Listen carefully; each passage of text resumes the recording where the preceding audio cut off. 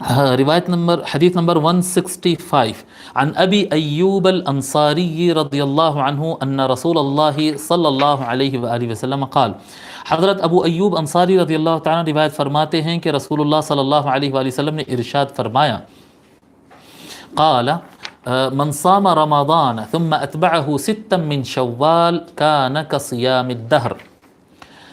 آقا صلی اللہ علیہ وآلہ وسلم ارشاد فرماتے ہیں کہ جو شخص رمضان کے روزے رکھے گا اور ان روزوں کے بعد شوال میں پھر کیا کہتے ہیں 6 روزے رکھتا ہے، یعنی رمضان کے روزوں سے پھر کنٹینیو کرتا ہے اور شوال میں 6 روزے رکھتا ہے، کان کصیام الدہر، تو اللہ تبارک و تعالیٰ اسے پورا سال روزے رکھنے کا ثواب عطا کرے گا۔ اب یہ جو شوال کے روزے اس کو کنٹینیو کرنے کا مطلب یہ نہیں ہوتا کہ کیا کہتے ہیں رمضان ختم ہوتے ہی امیڈیٹ شوال کے روزے شروع کرنا ہے، نہیں، کنٹینیو کا یہ مطلب نہیں ہے جی، اس کو جو ہے فالوڈ بائی 6 روزہ اس طرح سے معنی نہیں ہوگا اس کا۔ کیوں نہیں ہوگا؟ کیونکہ بیچ میں ایک آ گیا عید، تو عید جو ہے وہ ڈسکنیکٹ کر دیا اس کو۔ تو اب یہ شوال کے جو 6 روزے ہیں وہ کب ہے؟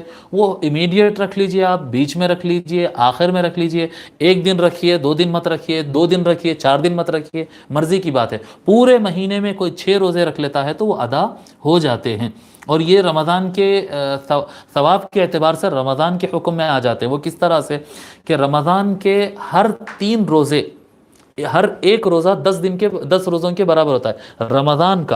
رمضان کا 1 دن کا روزہ باقی دنوں میں 10 دن کے روزوں کے برابر ہوتا ہے، تو 3 روزے 30 ڈیز کے برابر ہوں گے، یعنی رمضان کے 3 روزے 1 مہینے کے برابر ہوتے ہیں۔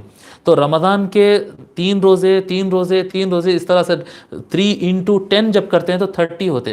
رمضان کے 30 روزہ جو ہے وہ برابر ہوتے ہیں 10 مہینوں کے، ہر 3 دن 1 مہینے کے برابر ہو رہا، تو 10 مہینے کے برابر ہو گئے۔ پھر شوال کے 6 روزے یعنی 3 اور 3، یہ 2 1 مہینے کے برابر ہو گئے۔ تو اس طرح سے اگر کوئی بندہ رمضان کے روزے اور شوال کے 6 یعنی 36 روزے اگر کوئی رکھ لیتا ہے تو ہر 3 روزے 1 مہینے کے حساب سے پورا سال روزہ رکھنے کا اللہ تبارک و تعالی ثواب عطا کرتا ہے۔ اس حدیث کو امام مسلم اور ترمذی نے روایت کیا ہے۔